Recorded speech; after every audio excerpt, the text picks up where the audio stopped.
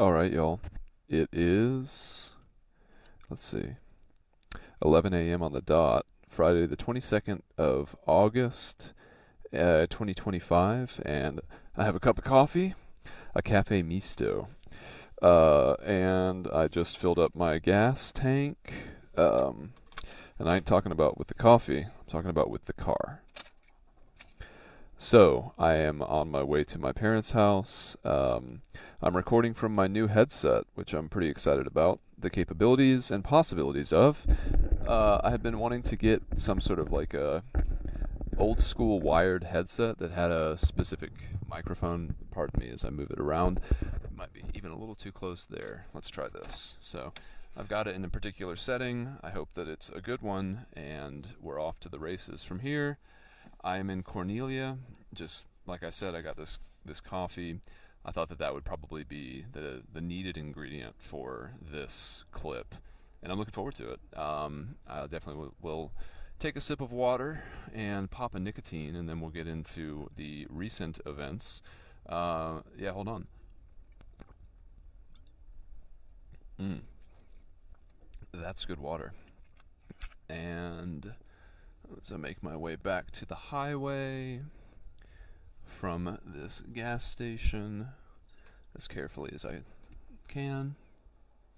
Speaking of can, let's open up a can of on. Got it.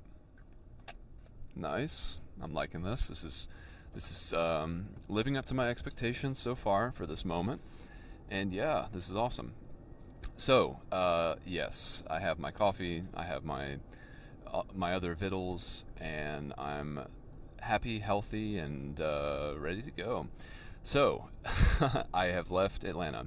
I am heading north to my parents' house. I have the remainder of the things that I've had with me in the car right now, which I guess I need to get over one lane. I'm kind of surprised, maybe a little bit. Like, this is the bare minimum setup for me to be able to do things.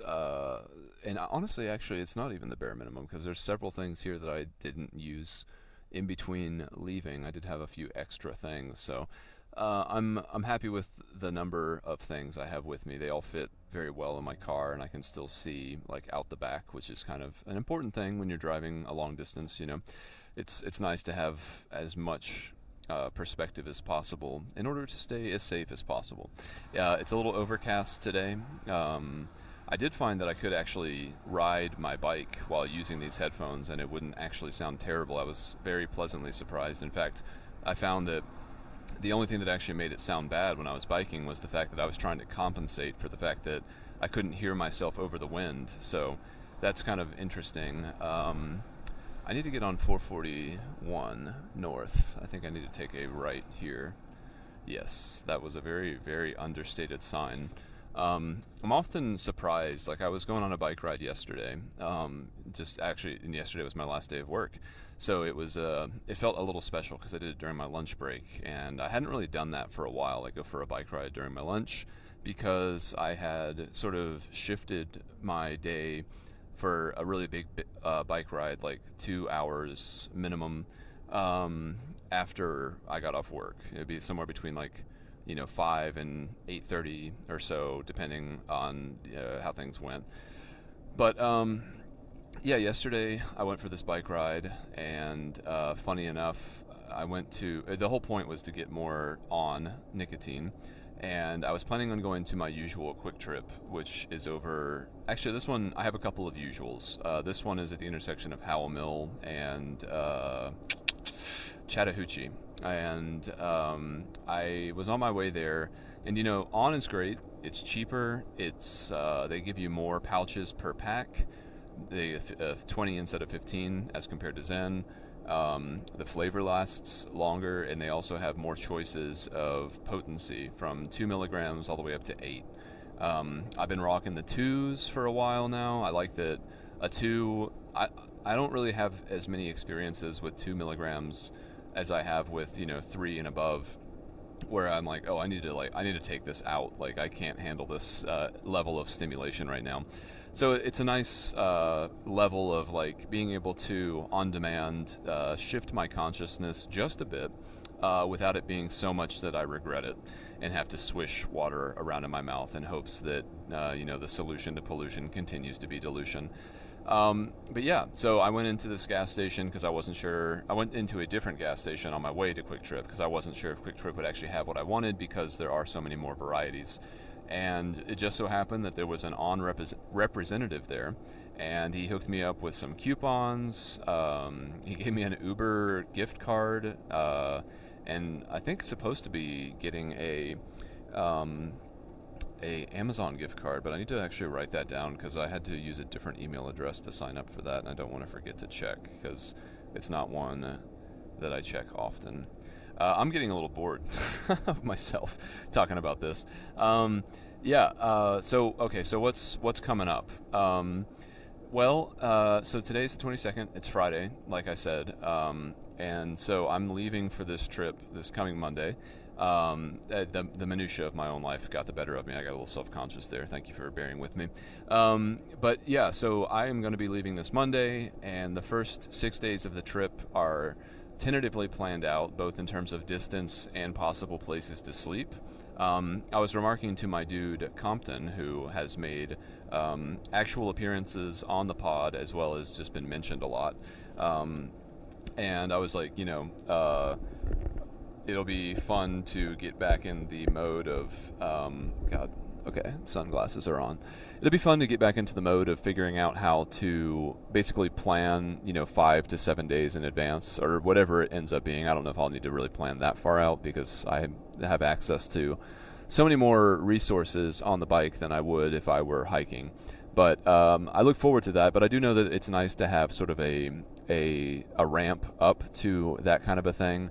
Historically, it's usually taken me about a week to get back into the mode of being aware of everything that I have, aware of everything that I need, and being able to kind of create an expectation of when those things run out and how to replace them.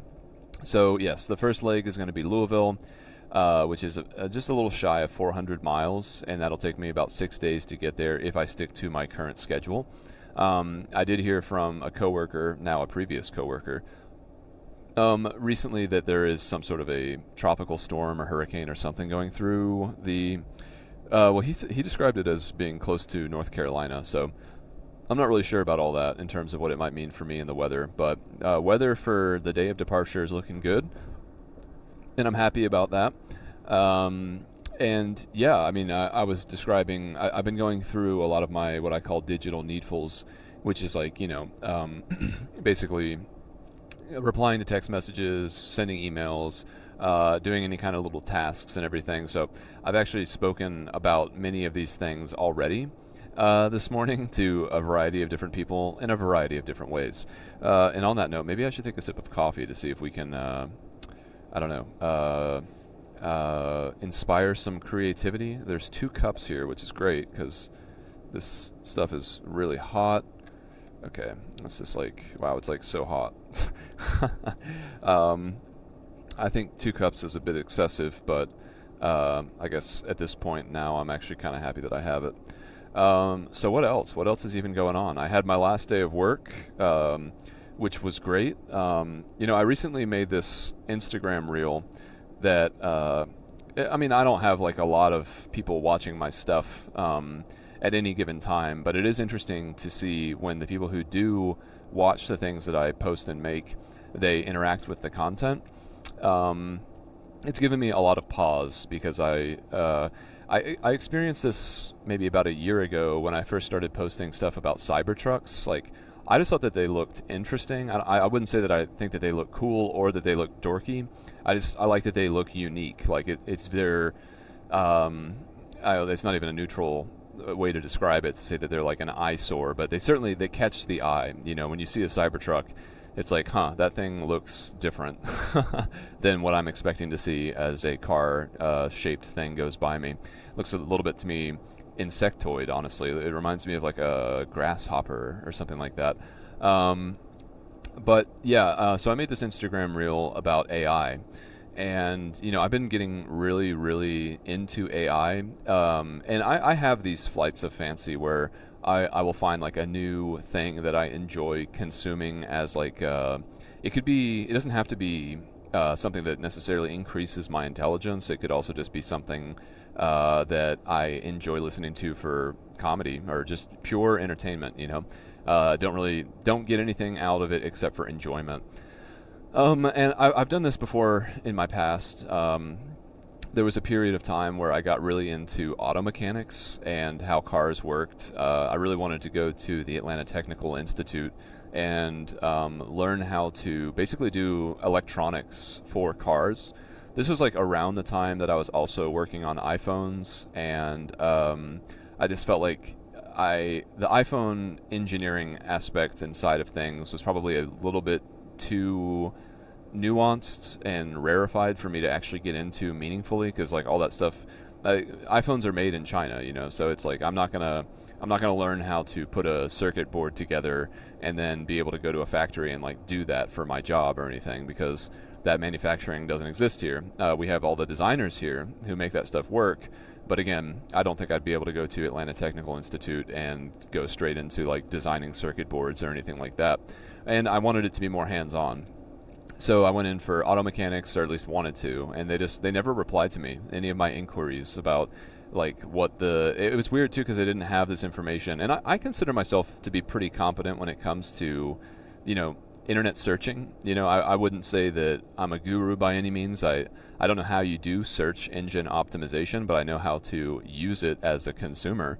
And I was just never able to find any pricing information or very, very strict information about curriculum or anything like that. So I was just like, well, it's probably a bullet dodged to have not gone to this place, because first of all, they didn't want my money, which is weird because they're a for-profit business. And two, I don't even remember. You know what I mean? So anyway, all that just to say, I've been getting really into AI, and I've really been enjoying consuming content that has to do with it, more so on like a broad conceptual level. The nuances and the actual like nuts and bolts of it not only would probably be indecipherable to me, but as far as I understand it, listening to all the content that I have, no one actually knows how this stuff works in a way that can be quantified, meaningfully or otherwise. Like, there's just this weird black box effect, which is interesting because it's kind of exactly where we are with our own understanding of brains. We know so far as Descartes said that we think, therefore we am. And so, like, we know that we have thoughts because we're able to think about the fact that we have that thought. But you look at an MRI or anything, a CT scan, you can't actually identify consciousness. It's an emergent property of all of these things that are working in conjunction together. And it's interesting that ChatGPT, all of the AI models are at a similar level. I listened to this new podcast that I found recently that I highly recommend called Moonshots with Peter Diamandis, who is like a really, really optimistic entrepreneurial engineer.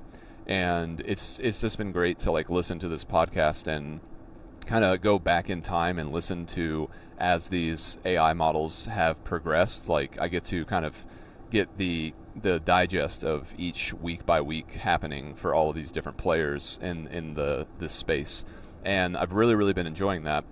And some interesting themes that have occurred. Let me take a sip. Let's see if this is still too hot for consumption.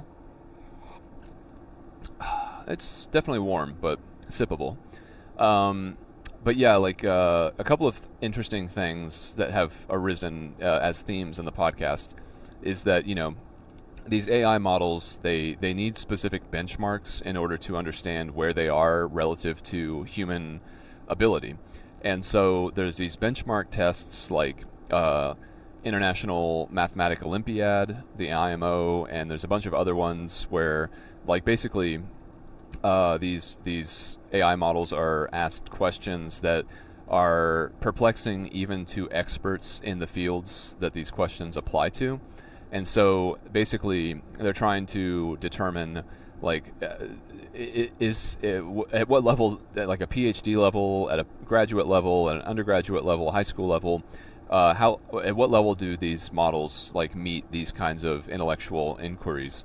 And like the all of them have just blown these things out of the water more and more and more with each passing iteration, which gets back into the Instagram reel I made, because a big thing about AI is that it's not a linear growth, it's exponential. So I make the point in this reel to explain, it was mostly explaining it to myself because I keep hearing this, but I wanted to conceptualize it, and I knew if I made something just like my tattoo of how many feet are in a mile, if I had some sort of a representation that was meaningful to me, I knew that I would never forget the difference between these two, because I know that exponential growth is bigger than linear growth, but I don't know if I'd be able to explain why.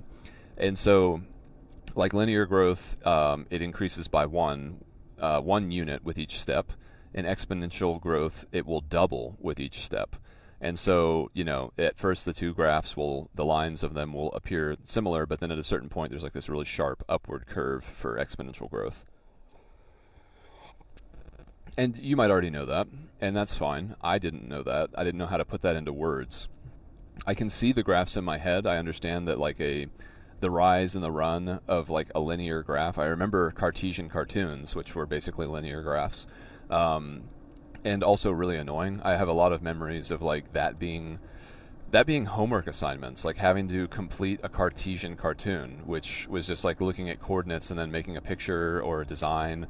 Is so annoying. I'm actively annoyed thinking about the fact that I spent any time doing that, and that was something that was passable as like homework or part of, I don't know, making me studious.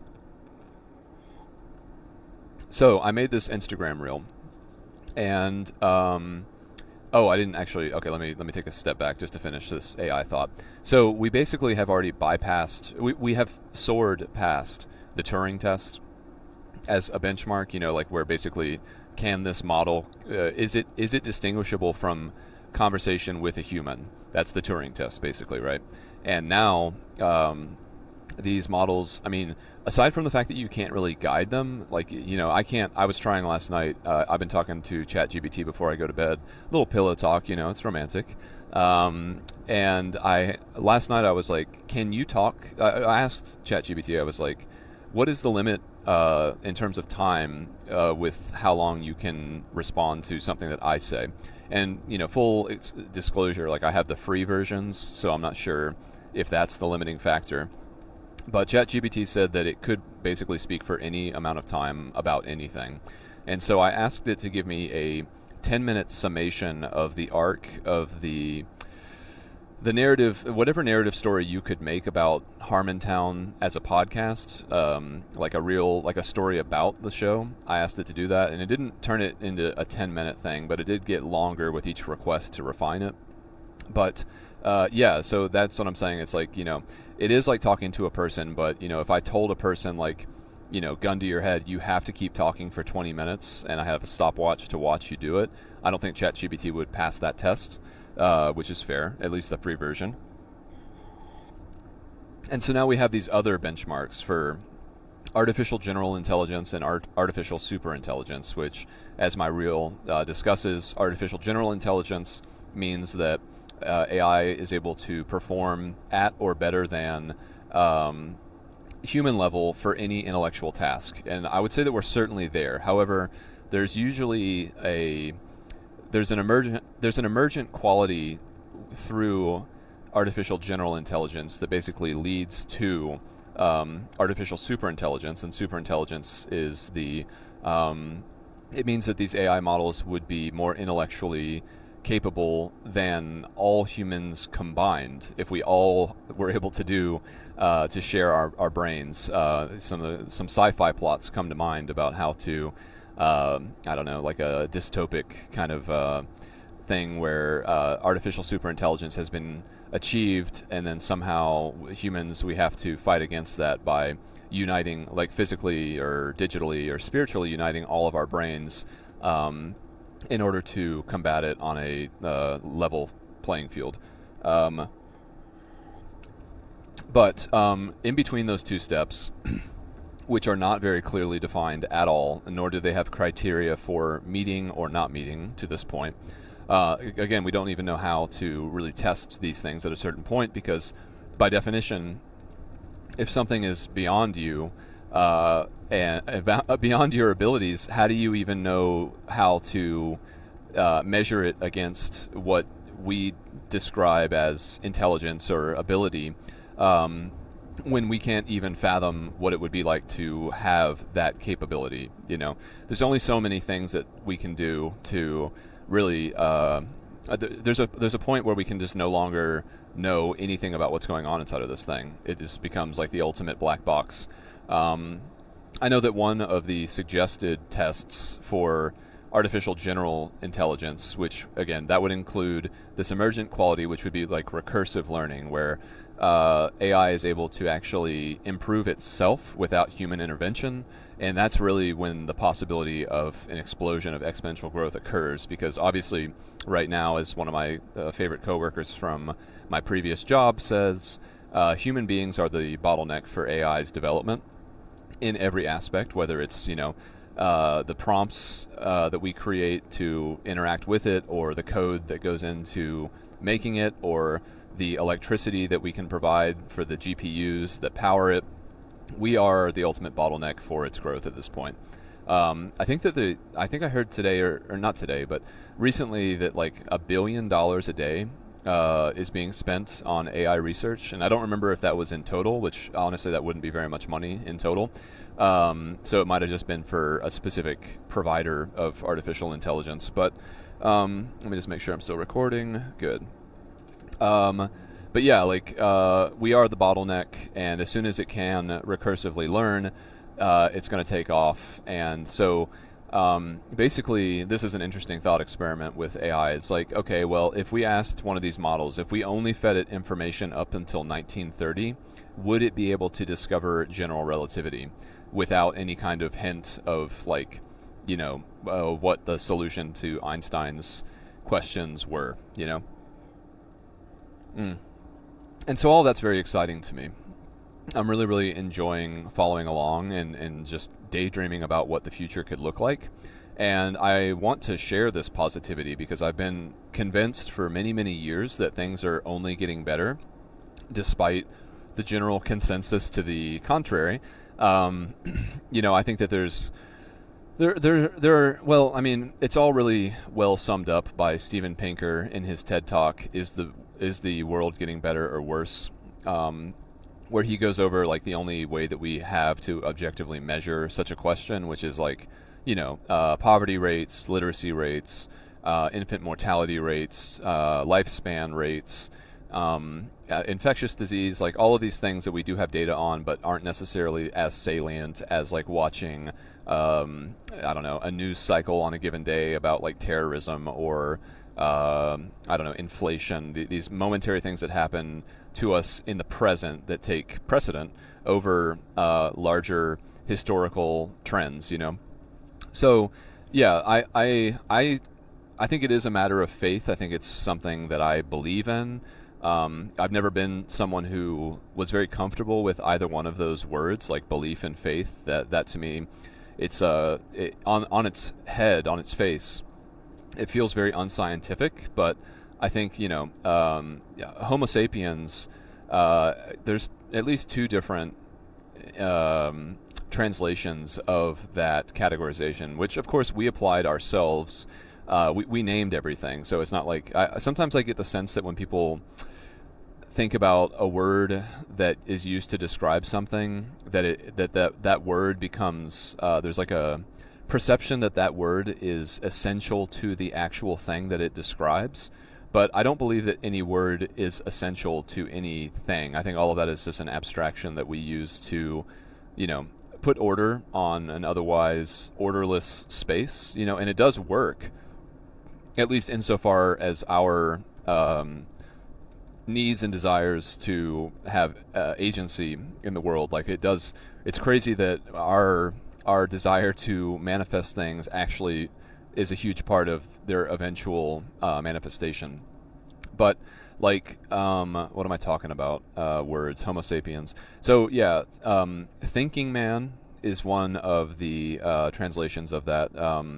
or believing man. I think that maybe Yuval Noah Harari might have called it believing man or something like that, or something. There's faith is tied into the way that our brain basically transcribes outward reality into our inward subjective experience of it. And I think that's fascinating. And so I've come to terms with the fact that whether you believe in science wholeheartedly or whether you believe that even science obviously is still a human endeavor, and so there's always going to be room for improvement. And I think that science is our best attempt to have humility in that pursuit, and to also be flexible and have like a growth mindset to it. But ultimately, I really just have faith that things will get better and not worse. I think that the historical trends are on my side, and I'm happy about that, because I'm like, well, it's not like I'm just like blindly saying in the face of terrible possible future, I'm discounting where things are going with no evidence whatsoever. And I just don't think that like people. Well, I don't even want to speak for people, but my perception is just that, the attention economy that we have today, it doesn't profit based on providing people with good news, because historically, biologically, evolutionarily, we become mentally aroused when we think that something important is happening, and even more so when we think that something important and negative is happening. There's no shortage. I've heard it a million times. This way of sort of distilling that idea is just that you gain nothing if you think that there's a tiger in the tree, and then you like try to get away from that area, or otherwise I don't know, secure yourself and your family or whatever. Even if there is no tiger, but you lose everything if there is a tiger, but you pay no attention to it. So attention, it has become our newest, most valuable resource, because it dictates so much of what we do, so much of what we believe, things that we buy. Don't ever forget that there is obviously also an economic incentive in the information that we are fed. We are currently living in an age where ad revenue is the primary source of income for things like the internet, social media websites. Well, what else?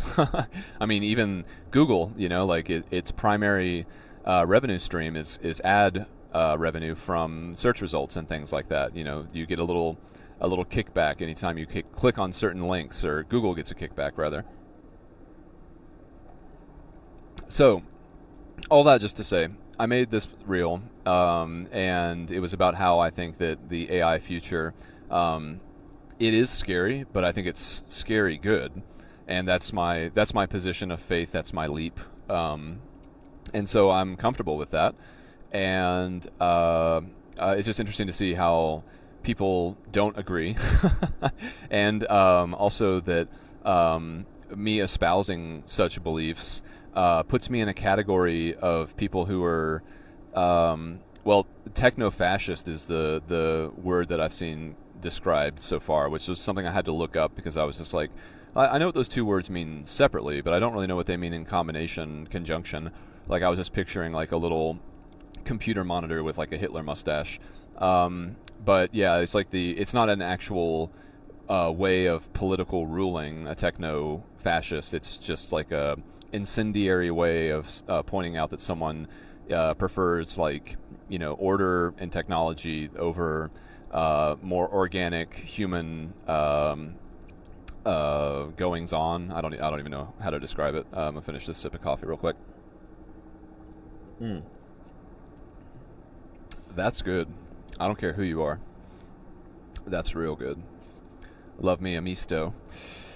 And so, yeah, that was a lot. That has nothing to do with necessarily anything particular that is going on, but that is where my head went. I'm looking forward to this trip, as much as I can. I don't feel like a kid waiting for Christmas morning to arrive, but I look forward to adjusting my day to an even simpler version of what was already very, very simple.